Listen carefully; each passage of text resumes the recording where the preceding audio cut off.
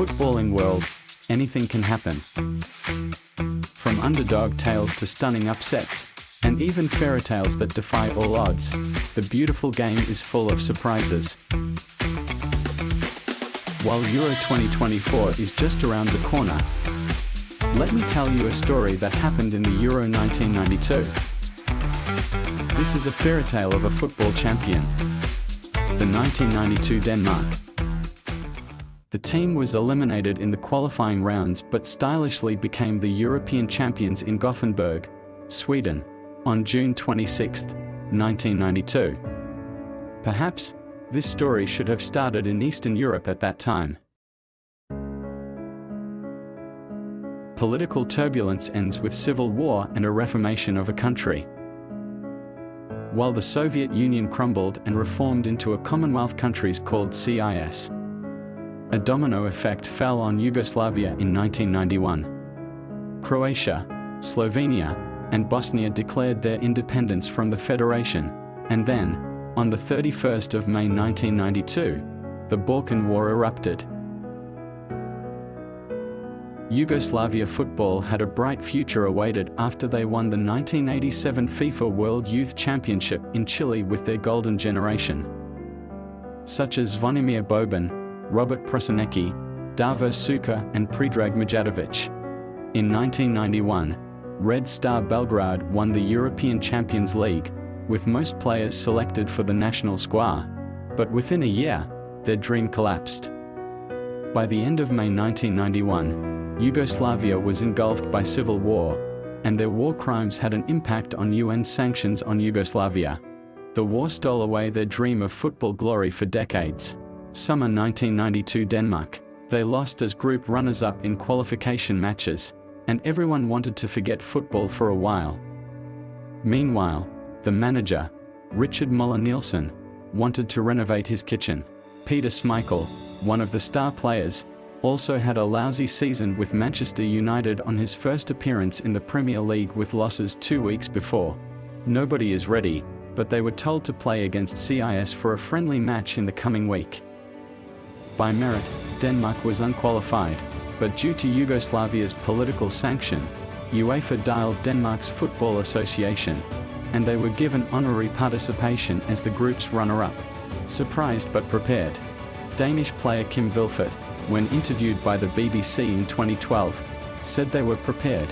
Some didn't believe that we would be called up, but we were aware of this possibility and there were discussions that this scenario could happen, Vilfert said. Being in a tough group.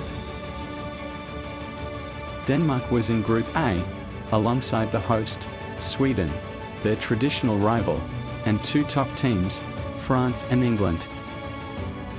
They started the tournament by drawing 0-0 with England. Denmark then lost 1-0 to Sweden in the second match, putting them on the brink of elimination before facing France in the final group match. France, composed of Jean-Pierre Papin, Didier Deschamps, and Eric Cantona, was successfully subdued with a 2-1 result.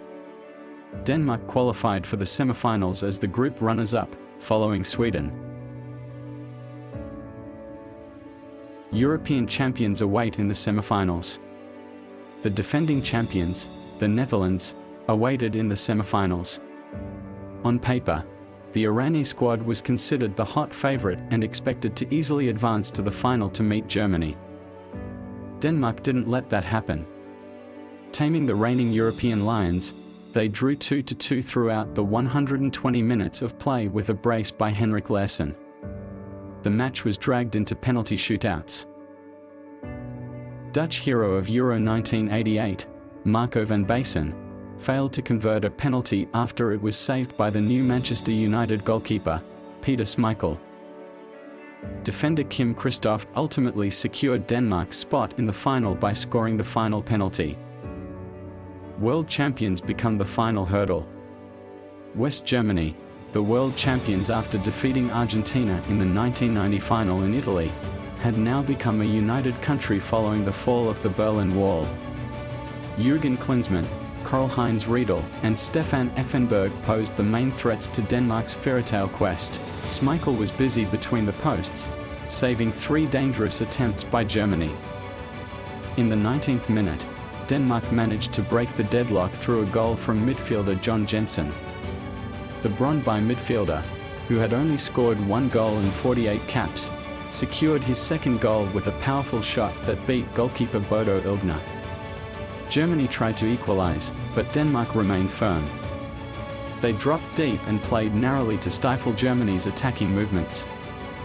Denmark added another goal with 11 minutes remaining. Vilfort surged into the opposition area, bypassing 2 defenders before scoring Denmark's second goal. The fairytale story was finally complete. Denmark emerged as European champions despite only participating as a replacement team.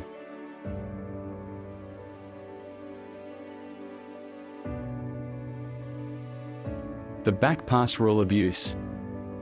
One of the most sly tactics the Danish player used was a back pass to the goalkeeper for delaying the game. This gave them an advantage, and as a mind game that they made history by lifting the European Cup, and played a significant role in changing the back pass rule. At that time, goalkeepers were allowed to catch balls passed back to them. Schmeichel and his teammates fully exploited this loophole to waste time. FIFA eventually decided to change the rule to what it stands today. If a goalkeeper uses their hands to receive a pass from a teammate, the opposing team will be awarded an indirect free kick. The champions are the team, not the players. Denmark's presence in the Euro 1992 finals may be considered fortunate, but not their victory. Defeating top teams in the group stage, the European champions in the semi-finals, and the world champions in the final cannot be called a fluke. It is worth noting that they also participated in the tournament without their star player, Michael Laudrup, who had a disagreement with the coach. They became champions with a combination of excellent organization and great management to achieve the greatest success in the country's history. As stated by Kim Vilfort, "We didn't have the best players, but we had the best team."